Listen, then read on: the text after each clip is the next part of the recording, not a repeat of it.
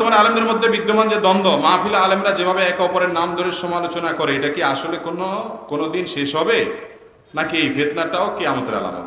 ভাই, আমি এটার সাথে পুরোপুরি একমত না। মাহফিলে এক আলেম অন্য আলেমের নাম ধরে সমালোচনা করে, বিশুদ্ধার করে, এইরকম ঘটনা বাংলাদেশে কয়জন মানুষ কয়টা মাহফিলে হয় বলেন? খারাপটা নজরে বেশি পড়ে। বেশিরভাগ আলেম ওলামারা এই করোনা দিস থেকে কথা বলেন, মাশাআল্লাহ। এই বিশুদ্ধার করা মানুষ হাতে গুনলে কয়েকজন পাবেন হয়তো, বা কয়েকটা মাহফিলে হয় হয়তো। আমাকে জীবনে শুনছেন যে মাহফিলে কোনো আলেমের, কোনো ইসলামী বক্তা, কোনো মাহফিলের আলোচকের নাম ধরে নাম উল্লেখ করে তার সমালোচনা, তার বিশুদ্ধার করছি শুনছেন কোনোদিন? এই হুজুরের শুনছেন কোনোদিন? তো এরকম হুজুর বহুত আছে মাশাআল্লাহ, দেশে আছে না নাই?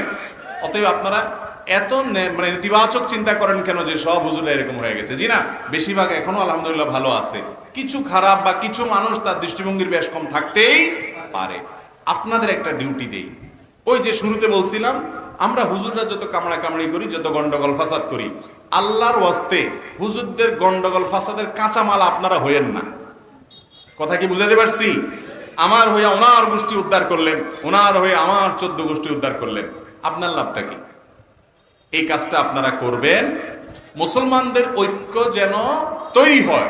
এই জন্য আপনি একটা মত পোষণ করেন, উনি আরেকটা মত পোষণ করে, আল্লাহর ওয়াস্তে ওনাকে আপনার শত্রু মনে করেন না। খুব চমৎকার একটা কথা বলেছিলেন ভারতের একজন আলেম, দিন কে হার কাম করনে ওয়ালোं को রফিক সমঝো, ফরিক না সমঝো। যারা দিনের কাজ করেন, ইসলামের কাজ করেন, দৃষ্টিভঙ্গি ভিন্ন হতে পারে, কিন্তু আপনার মনে হয় যে লোকটা আল্লাহ খুশি করার জন্য করে, ধান্দা ফান্দা অন্তত নাই, সে অন্তত মুনাফিক না, ইসলামের শত্রু অন্তত না, এই লোকটাকে আপনার আপন মনে করেন, তারে প্রতিপক্ষ মনে করবেন। যদি আপনার মনে হয় সে নির্বোধের মতো কাজ করতেছে, তাহলে মনে করবেন আমার ব্যাককল বন্ধু আর কি, আমার ভাই ব্যাককল হলে যেরকম হয় এরকম আর কি, কিন্তু দিন শেষে আমার ভাই, আমি তার বিরুদ্ধে বিশুদ্ধার করতে পারি। এইভাবে যদি আপনারা চলেন, ফেসবুক জেহাদের নাম দিয়া এক গোষ্ঠী আরেক গোষ্ঠী উদ্ধার করে যদি বন্ধ করেন, তাহলে দেখবেন ঐক্যের প্ল্যাটফর্ম এমনি সুগম হয়ে গেছে ইনশাআল্লাহ। চেষ্টা করবেন না আপনারা? এরপরে প্রশ্ন হলো, মানুষ মৃত্যুসজ্জা অবস্থায় থাকাকালীন তাকে পানি পান করানো হয় কেন?